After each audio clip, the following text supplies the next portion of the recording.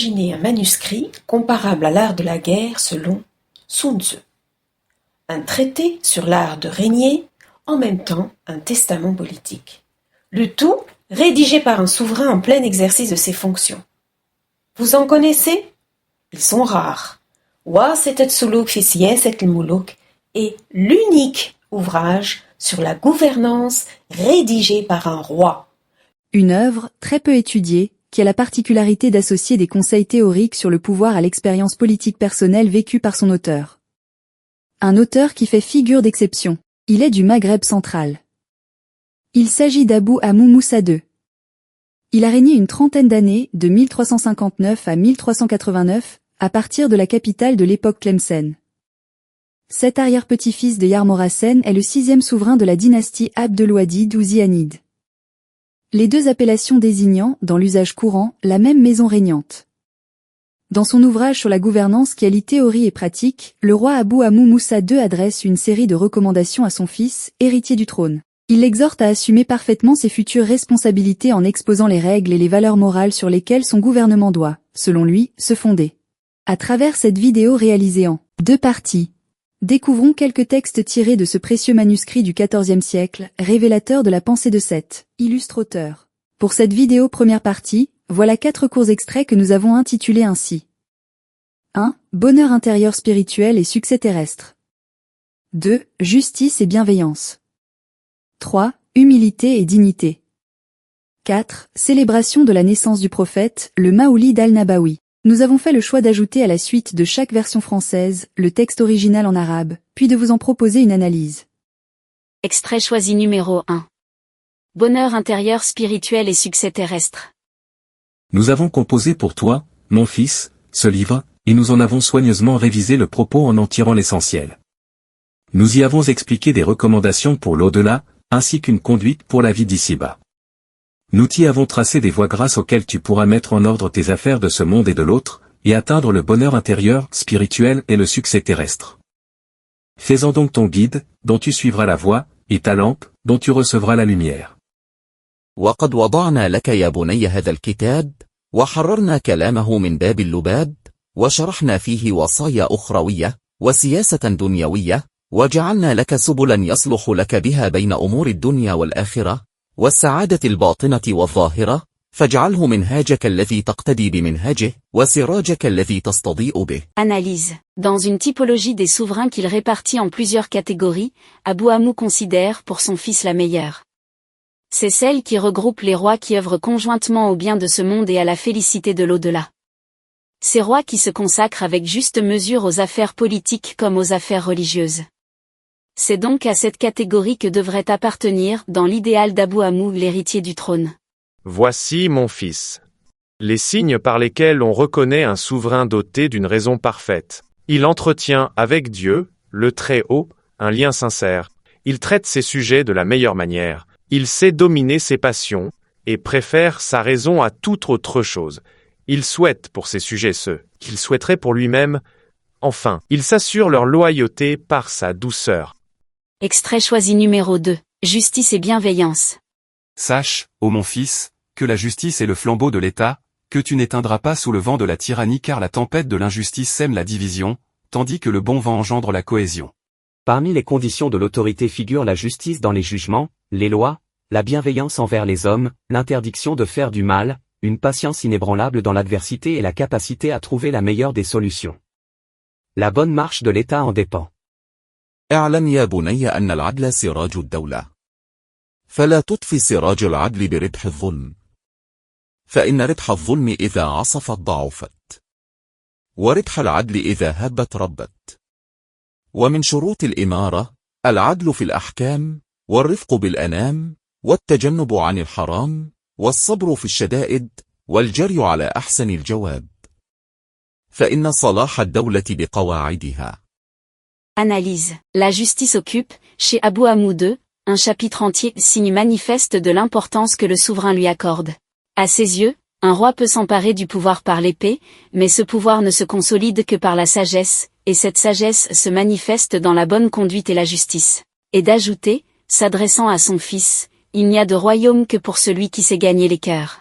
Ces exhortations n'en résonnent que davantage lorsqu'on les replace dans leur contexte. Roi lettré et porté vers les sciences, Abou Hamoud II n'en est pas moins contraint de souvent prendre les armes.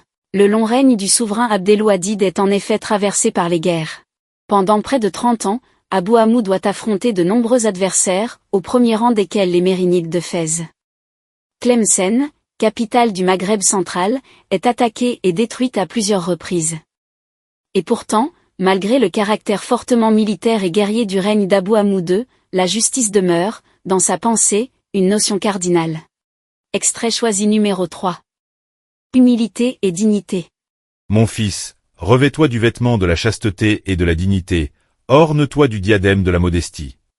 Mon fils, fais preuve de patience dans l'épreuve et de clémence dans la force, exprime ton affection à ceux que tu aimes, mais ne manifeste aucune haine envers ceux que tu n'aimes pas.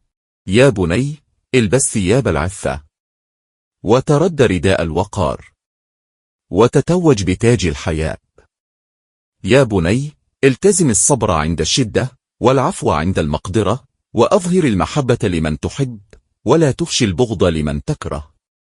Analyse. À partir de ces deux passages, se dégage une éthique royale centrée sur la discipline intérieure et sur une politique de la retenue. Le roi légitime n'est pas d'abord celui qui impose, mais celui qui s'impose à lui-même. Le vêtement de chasteté renvoie à la maîtrise des appétits, à la sobriété, au refus de l'indécence. Dans la gouvernance, cela implique la probité. Ne pas transformer le pouvoir en jouissance, ne pas confondre trésor public et intérêt privé. La dignité complète l'idée de chasteté. Conserver un comportement stable, honorable, qui inspire respect sans brutalité. Le diadème de la modestie est particulièrement expressif. La vraie couronne n'est pas l'ostentation, mais l'humilité. C'est une valeur à la fois religieuse, la grandeur humaine est insignifiante devant Dieu, et politique, l'humilité protège le souverain de l'ivresse du pouvoir, de l'arrogance et donc des décisions impulsives qu'il pourrait regretter plus tard. La patience est présentée comme une compétence de règne. Tenir quand l'ordre vacille, différer la réaction, ne pas gouverner à chaud. C'est une vertu islamique majeure qui sert ici aussi explicitement une rationalité politique, l'endurance, la continuité, la maîtrise du temps. La formule clémence dans la force correspond à l'idéal de retenue, de mansuétude. Le test moral du roi n'est pas quand il est faible, mais quand il peut punir. Politiquement, c'est une technique de stabilité. La violence arbitraire fabrique des ennemis durables. La clémence, elle, peut parfois convertir l'adversaire en partisan. L'affection sans haine, affichée. Il ne s'agit pas d'angélisme, mais d'une hygiène du cœur et du langage. Ne pas montrer la haine, c'est préserver la justice. Ne pas laisser l'aversion devenir critère politique. Éviter la spirale de la vengeance. Rester dans une posture moralement acceptable, même face à ceux qu'on n'aime pas.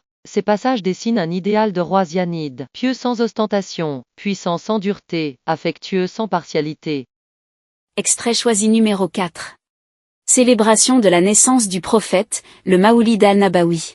Attache-toi à établir les rites de Dieu, exalté soit-il. Implore le Tout-Puissant durant les périodes bénies. Recueille-toi en prière, recours à l'intercession. Suis notre exemple en célébrant la nuit de la naissance du prophète, paix et bénédiction sur lui. Prépare-toi à cette célébration du Maouloud Nabawi par les dépenses publiques que tu peux assumer selon l'usage établi. Fais-en une pratique confirmée chaque année.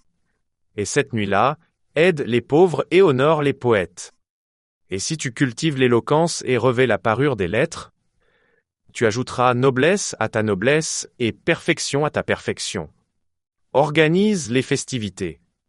Compose des poèmes sur la naissance du prophète, paix et bénédiction sur lui. Et rejoins les rangs de ceux qui t'ont précédé dans la quête littéraire, atteignant ainsi les plus hauts sommets, telle est, mon fils, notre pratique chaque année, que nous maintenons dans la continuité et la constance.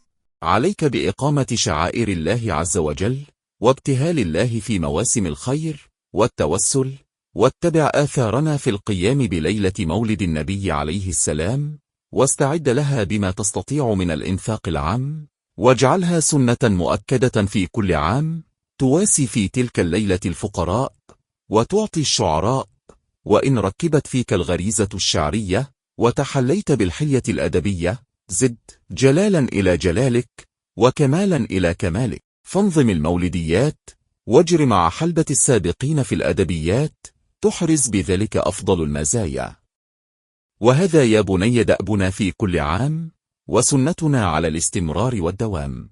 Analyse. Célébration du Maoulid al-Nabawi. Ce n'est pas un hasard si le roi Zianide Abou Amou Moussa II accorde une place si importante au Maoulid al-Nabawi, qu'il aimait célébrer avec faste, élégance et raffinement. À travers ses écrits, se laisse percevoir une éthique islamique profondément nourrie par le soufisme. En ce temps-là, Tlemcen et sa région apparaissent comme l'un des grands foyers du soufisme maghrébin. De nombreuses zaouïas y sont établies, et plusieurs hautes figures de la spiritualité musulmane y reposent. Tous sont connus pour leur savoir religieux, mais aussi pour l'intensité de leur vie mystique. Parmi eux figure Abu Ishaq al-Tayyar. Surnommé l'homme volant. La tradition populaire lui attribue le don de prier, au cours d'une même journée, à la Mecque, à Jérusalem et à Tlemcen. Ascète et soufi, il serait mort à Tlemcen vers 1295. Autre figure marquante. Sidi al-Halwi. De son vrai nom Abu Abdallah Eshudsi. Cet érudit andalou, soufi et ancien cadi de Séville, trouva refuge à Tlemcen. La mémoire locale a retenu de lui un geste de renoncement exemplaire. Il distribua tous ses biens aux pauvres et se consacra à une vie simple, offrant bonbons et friandises aux enfants, d'où son surnom al-Halwi. Il mourut à Tlemcen en 1337. Mais la figure la plus éminente demeure sans doute Sidi Boumedienne, شعيب أبو مدين الأنصاري الأندلسي. né en 1126 dans la région de Séville. Soufi, savant, poète et maître d'enseignement, il fut surnommé Al-Qutb, le pôle, c'est-à-dire la plus haute autorité spirituelle. Ibn Arabi lui-même le désigna comme le professeur des professeurs. Maître soufi d'origine andalouse, Sidi Boumedienne déploya l'essentiel de son œuvre au Maghreb. Et c'est depuis Béjaïa, où il vécut et enseigna pendant une trentaine d'années qu'il transmit un enseignement qui marqua profondément de nombreuses confréries soufis d'Afrique du Nord.